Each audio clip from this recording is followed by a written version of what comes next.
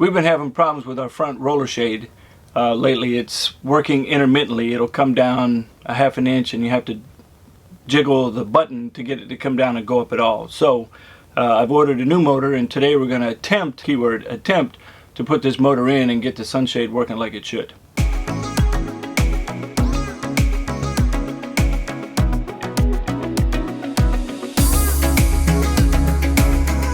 The new motor I'm going to put in came from Tiffin directly. I called the parts store, told them what I needed, and they sent this one to me. One of the first things I had to do was remove a few screws around the front window frame on the driver's side so that I could expose the plastic piece that has all the wires behind it. So removing those was a little bit tedious. That plastic piece was wedged in under the frame pretty good.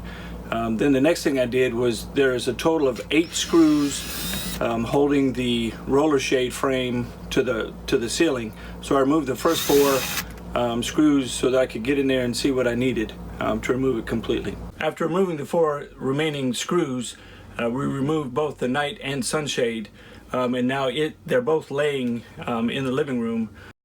So now I'm just pulling out the motor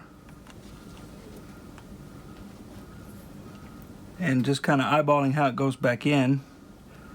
And the grooves here, there's some slotted grooves at the end that help you properly align it. Old motor has been removed, so now I'm going to clip the wires apart and try to clamp the new wires into the system. Alright, so I just traced the wires to make sure that I have the sunshade and not the nightshade. So, oh, and I did kill the 12-volt power, hopefully. We'll see in a second.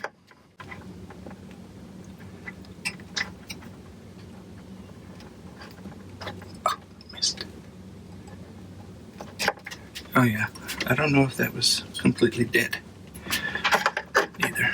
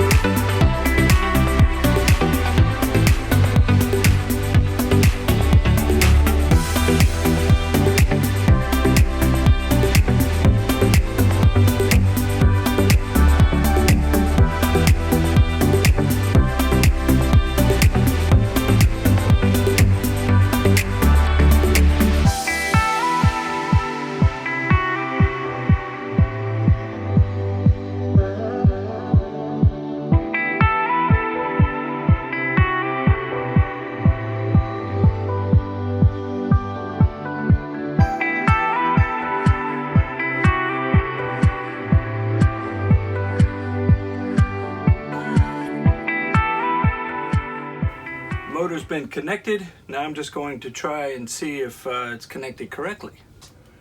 Okay, it moves. I don't know if that's the right up or down, but we have power. Alright, so now I'm going to reinstall it back into the solar shade. Cross your fingers that I have the wires the right way.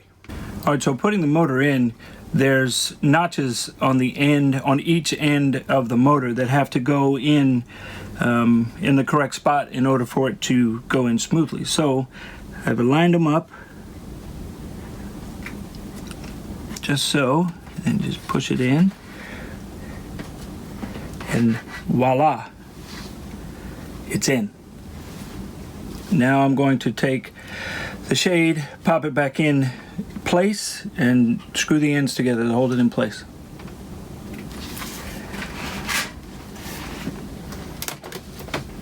Oh, no. What? This is different. Uh-oh. It's not flush like this. It's got this notch in it. That may have to come off. So on the end of this, there was a small bracket that I had to remove in order to put this on. So we're going to try this again.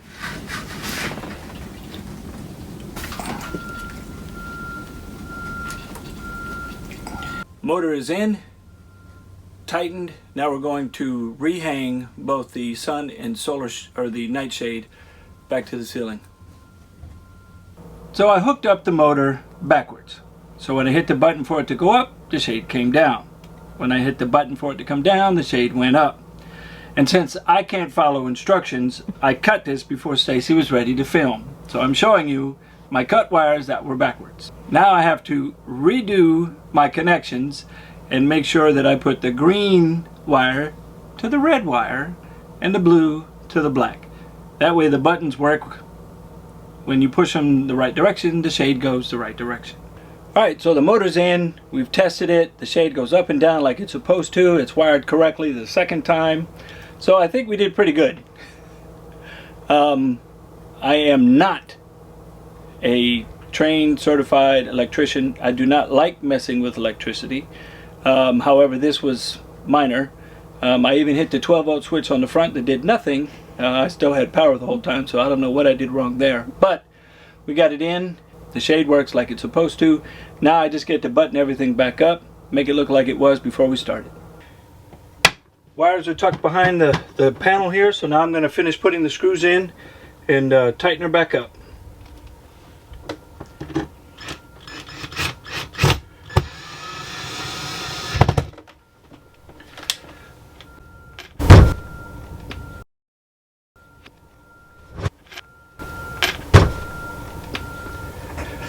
Tell me you did not get that out. God. I'm going to get a concussion in this thing. I just know it.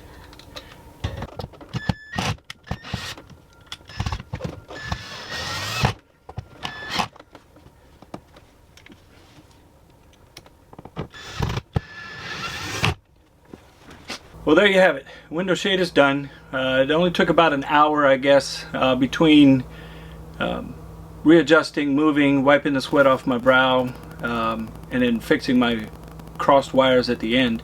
Wasn't too bad. It's definitely a two-person job just to get it out of the ceiling, but other than that, it was a fairly easy project to do. The motor itself cost about, I think, $85, and again, I did call Tiffin, the parts store, told them what I needed. They found the right motor and sent it to me.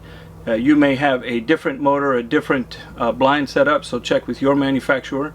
Hope it was useful. I appreciate you watching. Give us a thumbs up if you liked it. Don't forget to subscribe if you haven't already. And again, we'll see you on the road. Perfect. But I didn't show the motor. That's alright, you can show it later. That was just the intro. Okay.